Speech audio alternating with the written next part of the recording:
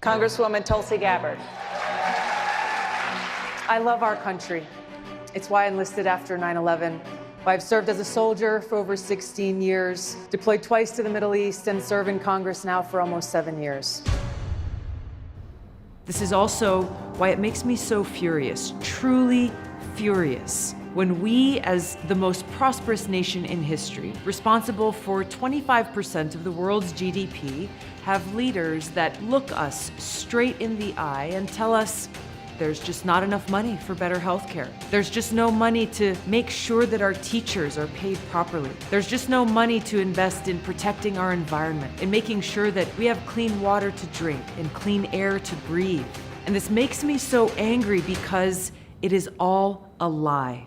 Now, before you go off and assume, hey, she's just another Democrat in favor of unlimited spending with no regard for where that money comes from or how we pay for things, let me just say that's not the case. Our national debt is something that we all need to take seriously. And the fact is, both parties have been reckless in allowing our debt to reach what it is now. But why I know that this is all a lie is because every month, every single month, this country is spending $4 billion on a war in Afghanistan, a war that was started in 2001, and by the end of this year, almost 20 years later, we will have spent roughly $1 trillion of our hard-earned taxpayer dollars on this wasteful, counterproductive war that's achieved nothing and has undermined our national security with no end in sight. So let me ask you this: how have the lives of the American people been improved by this war? Our wars in Afghanistan, Iraq, Libya, and Syria have cost we, the taxpayers, over $6 trillion. Why is nobody talking about this? Why have I been repeatedly attacked for sounding this alarm and calling for an end to these stupid wars?